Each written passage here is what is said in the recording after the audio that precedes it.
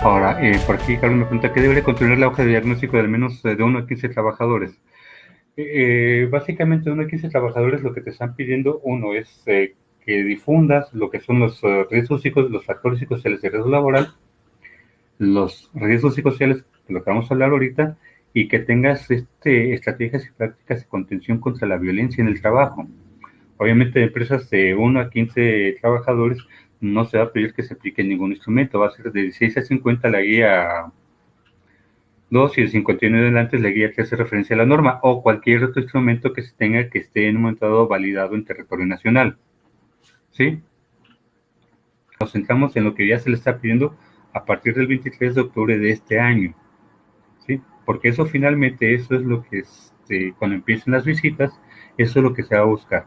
Ver si están cumpliendo con los apartados que se establecen que tienen que ver con el hecho de que la norma es una norma de implementación gradual. Es posible que ustedes estén pensando que en estos momentos van a salir de los inspectores, porque hay gente que trata de manejar así, de la Secretaría de Trabajo y Previsión Social, básicamente con la espada desenvainada y en un momento dado listos para cortar cabezas. No, no es así. Y me parece que la misma Secretaría de Trabajo y Previsión Social ya también salió a declarar que no van a salir a cazar cabezas, que esto es empezar a preparar el terreno y que las empresas empiecen a familiarizar con estos conceptos. Es un periodo de un año de ensayo. Es muy sencillo. Si la Secretaría del Trabajo quisiera ejecutarlos, aplicaría la inspección para ver si han hecho evaluaciones de factores psicosociales porque está establecido en el reglamento desde el 2014. Y vamos, el que ustedes no sepan en ese sentido no debe, no importaría mucho porque la ignorancia no exime de responsabilidad como se establece en la ley. Entonces, por eso en un momento dado, sí es importante entender que las exigencias que están estableciendo en estos momentos es el periodo, ahora sí que periodo de familiarización, antes de empezar a ver si están cumpliendo o no y empezar las sanciones. Se está dando prácticamente un año de gracia, ¿sí? Eh, entonces, si les parece, sí contestaré con mucho gusto las preguntas que me están haciendo sobre la aplicación de las guías de referencia 2 y 3 y lo que tiene que ver con el apartado 7.5 de la norma por si decidieran utilizar un instrumento diferente al que la norma está ofreciendo, ¿sí? Y eso incluye también la guía de referencia 1, la que tiene que ver con eventos de estrés postraumático, que ojo, eso se puede empezar a trabajar aunque no se aplique guía de referencia, como vamos a conversar cuando veamos cuáles son las exigencias que tiene ahora sí para este año, o cuáles son los requerimientos que establece la norma para este año, que les vayan preparando para el siguiente año, entonces ir presentando datos y resultados. ¿Sí? Me gustaría empezar primero, qué son los factores psicosociales. Y vamos a definir de manera general, primero, que los factores psicosociales son condiciones que crea la organización por su estructura organizativa, por sus políticas, por sus lineamientos, por su forma de organizar el trabajo, que no controla el trabajador, pero que pueden repercutir en su salud mental y emocional. ¿Sí? Es decir, estas condiciones que el trabajador no controla y que de una u otra manera van a ir teniendo un impacto. ¿Por qué es importante contemplar esto? Porque prácticamente todas las medidas que ustedes vayan a tomar a partir de este año, es decir, a partir del 23 de octubre del año pasado, tienen que ver con ir directamente a las causas. ¿Por qué? Porque estas causas van a generar lo que vamos a llamar efectos negativos psicológicos o riesgos psicosociales, como le llaman algunos.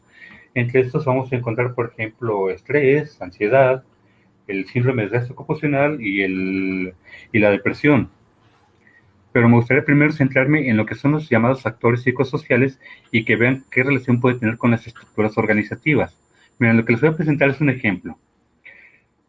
Y esto se los comento porque en un momento dado, ¿cómo diríamos? Esta cuestión de cómo relacionar estos factores psicosociales con estructuras organizativas. Y hay muchísimos instrumentos. Aquí les muestro ejemplos de un instrumento. La norma 035 tiene otros que están basados en una escala que se conoce como la escala de Copenhague. en donde, por ejemplo, en España, este instrumento, la escala de Copenhague, se transforma en el listas 21. Entonces, son instrumentos de aplicación gratuita, que no tienen ningún costo, y que son aplicados también, igual que listas 21 y que la escala de Copenhague, un cuestionario más reducido para empresas de 16 a 50 trabajadores y para grupos más amplios. ¿Sí? De ahí se basan las guías de referencia. Pero como el método, digamos, por ejemplo, menciona Karen, se va a dividir en dos fases. Ciertamente la fase de creación de políticas es la primera y es lo que vamos a platicar. Pero es importante comprender los conceptos para saber por qué tiene que aplicar esto. Y se los digo porque hay dos cuestiones. Uno, habiendo tanta variedad de instrumentos, por ejemplo, en España tenemos unos 6 o 7 instrumentos diferentes, algunos consultores están vendiendo cursos que tienen que ver con, por ejemplo, dicen, nuestros instructores están certificados en factores psicosociales. Ojo, no hay ninguna certificación. No es una cuestión, digamos, que se diga, ah, caray, con tantos criterios diferentes, ¿bajo qué formas podemos unificar esos criterios para decir, esta es la forma única y por lo tanto estos factores psicosociales, las personas que los estudien están certificadas? No, no es así. Por lo tanto, si alguien llega, oiga, mis instructores están certificados en factores psicosociales, no, no es cierto. ¿Sí? Para que tengan cuidado con eso, sobre todo por lo que van a pagar. Y iremos platicando de algunos elementos que ustedes deben considerar para cuestionar a quien vaya a trabajar con esto, porque si contratan a alguien, es importante que entiendan que no van a pagar con corcholatas, así que por lo tanto están en el derecho de exigir calidad por parte de quien les brinde el servicio. ¿Sí? Entonces, aquí alguien me dice, la causa más frecuente viene del hogar, no del centro de trabajo. Ojo. Bien. Primero, la norma no está para determinar y no va a evaluar, no es el objetivo, evaluar aspectos del perfil psicológico o las condiciones mentales de la persona. No va a ser un diagnóstico de salud mental de la persona, va a ser un diagnóstico de las condiciones organizacionales que pueden derivar en condiciones insalubres o, si es un aspecto positivo, en factores psicosociales de bienestar. ¿Sí? Si por ejemplo, alguien me dice, bueno, las causas más frecuentes vienen desde el hogar, no, no es lo que se contempla. De hecho, en México, México es primer lugar a nivel mundial de estrés laboral en el trabajo para hombres y para mujeres. Esto no viene de casa. Podemos contemplarlo en el hecho de que el trabajador mexicano es el que más horas invierte al año en cuanto a cargas de trabajo, pero no tiene los mismos niveles de productividad. ¿Sí? Eh, la cuestión de esta temática, para que se pongan abusados, si alguien dice, porque también estamos encontrando esto, nosotros les vamos a dar a sus trabajadores cursos de mindfulness, vamos a darles cursos de programación neurolingüística, cursos de inteligencia emocional para que controlen, no, no, no, o sea, voy a explicar en qué consisten estos factores psicosociales como ejemplo para poder ir clarificando por qué son cuestiones asociadas a la estructura organizativa. Por ejemplo, hay uno que se llama carga de trabajo. Y que podemos a veces asociarlo a otra cuestión que se llama carga mental. A veces las formas en las que se diseñan los puestos de trabajo o los procedimientos no contemplan la capacidad de respuesta que tienen los trabajadores y pueden ser sobrecargas. Y entonces la persona puede trabajar 8 horas y no se pone al corriente de su trabajo. Y se queda sábado y se queda domingo, hemos tenido casos así, y nunca se pone al corriente de su trabajo. ¿Eso qué nos dice? Nos dice que el puesto de trabajo está mal diseñado. Si el proceso de selección se hizo correctamente, si en un dado se colocó a la persona correctamente, pero las cargas de trabajo exceden su capacidad de respuesta a lo establecido o marcado por la ley, que son 8 horas al día, entonces el puesto de trabajo está mal diseñado. Y eso no es cosa del trabajador. El trabajador no puede decir, bueno, pues ahora voy a rediseñar mi puesto de trabajo. Es decir, es algo que de forma previa al ingreso del trabajador, ya sea a nivel de mandos intermedios, inclusive o gerenciales, ya diseñó la organización. Sí, esto pasa a ser responsabilidad de la organización. El aspecto, por ejemplo, carga mental. La cuestión de carga mental se refiere a cuando hay un conjunto de elementos de información que una persona debe procesar y que debe dar respuesta a dos, tres o más decisiones y a todos se les da el mismo nivel de importancia. Hace unos días, entrevistando, platicando con una persona, estaba en el área de salud en el trabajo, de su organización, y su organización contrata gente que trabaja dentro de tiendas de autoservicio, de tiendas grandes. Y entonces, esta persona que trabajaba en estas tiendas grandes, primero, tenía que dar respuesta a lo que era el jefe de la organización que lo contrataba para que diera servicio en esa tienda de autoservicio. Tenía que dar respuesta también a la persona responsable dentro de la tienda de autoservicio y al mismo tiempo tenía que responder a las exigencias de los clientes. Entonces, de una u otra manera teníamos tres jefes diferentes, ¿no? Incluido el cliente. Y no se le jerarquizaba sobre cómo manejar, porque, por ejemplo, las mismas exigencias que tenía el jefe de la tienda, las tenía la persona de la empresa, y entonces ahí tenemos una condición que podemos manejar como carga mental, es decir, tiene que tomar varias decisiones y siente que si responde mal bien a una, va a quedar mal con otra parte, ¿no? O simple y sencillamente no puede categorizar. Pero eso no es cosa del trabajador es cosa de la organización. La autonomía temporal, ojo, para quienes han aplicado estudios de clima laboral, definen autonomía temporal como la capacidad que tiene la persona, empleado, al nivel que sea, para poder influir en las formas en las que se deciden cómo se resuelven los problemas. No, aquí lo que vamos a llamar autonomía temporal, como ejemplo, y luego veremos sus similares en lo que es lo que pide la norma, se refiere al espacio que tenga la persona para recuperarse en lo físico y o en lo mental. O sea, toda la carga de trabajo, si se lleva por tiempos prolongados, va a llevar a una condición de fatiga física o mental.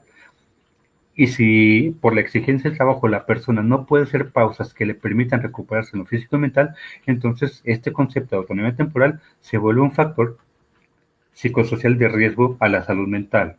¿Sí? El término de definición de rol, que por ejemplo algunos le dividen esta definición de rol en lo que es ambigüedad de rol, es decir, que el puesto de trabajo no esté bien definido y que por lo tanto la persona que lo ejecuta no tenga claridad de qué es lo que se espera en su tarea. Y lo otro que sea conflicto en el trabajo, es decir, cuando una persona tiene un perfil determinado y se le coloca en un puesto diferente para el cual ni se siente cómoda, ni se siente a gusto, ni tiene las competencias, entonces va a entrar en conflicto con lo que se le está pidiendo, ¿sí? Y esa cuestión no la hace el trabajador, la hace la organización. Los aspectos de liderazgo van más allá meramente de escoger un modelo de liderazgo. Tienen que ver más con las formas en las cuales las personas que están en los puestos de mando establecen programas de comunicación, de atención a los problemas, de forma en la que se resuelvan los problemas, de la capacidad para poder escuchar, la capacidad para poder gestionar las sugerencias, comentarios, otras cosas de la gente, pero que también sea parte de las políticas de la organización. ¿Esto por qué? Porque, por ejemplo, podemos tener un jefe que tiene esa apertura y podemos tener otro que no. Pero si no está normado por la empresa que se tenga esta apertura, esto se vuelve una cuestión de iniciativa personal, no una cuestión de cultura institucional. Entonces el liderazgo tiene que ver con la forma en la que la institución establece cómo se va a manejar las pautas de comportamiento de los jefes en relación a las oportunidades de comunicación, de exploración y muchas otras cosas vistas con aspectos comunicacionales. ¿Sí? El interés por el trabajador tiene que centrarse, en este caso, sobre las formas en las cuales hay políticas de apoyo a los trabajadores, es decir, a través de qué formas, por ejemplo, se gestionan juntas, reuniones, se permite el establecimiento de redes de competencias, se permite que gente de diferentes departamentos puedan revisar problemas en común y encontrar soluciones en común, etcétera, ¿sí? Y bueno, cuestiones del contenido de trabajo tiene que ver, ahora sí, o con un concepto que vamos a llamar el modelo de demanda control, es decir, cuáles son las exigencias que tiene el puesto y cuáles son las competencias que tiene el trabajador. Si el diseño está bien hecho y el proceso de selección está bien hecho, cosas que no controla el trabajador, se diría, digamos, que si las demandas son altas, pero las competencias del trabajador son altas, entonces el trabajador puede sentirse estimulado y este se puede volver un factor psicosocial de bienestar. Pero imaginemos que las exigencias son bajas y las competencias son altas, vamos a tener un trabajador insatisfecho porque siente que sus capacidades están muy por encima de lo que se les pide y puede crear una condición que vamos a llamar de aburrimiento. Si por el contrario las exigencias son altas y las capacidades son bajas, entonces en un momento dado, como diríamos, el trabajador se va a sentir angustiado y estresado porque siente que no puede responder. Ahora, si todo esto se evalúa con las guías de referencia, sí, estos aspectos se van evaluando con las guías de referencia porque es lo que se está buscando. Estos son factores psicosociales. Sí, de mi parte sería todo y estamos en contacto. Espero verlos en el próximo espacio. O bueno, conversar con ustedes en el próximo espacio.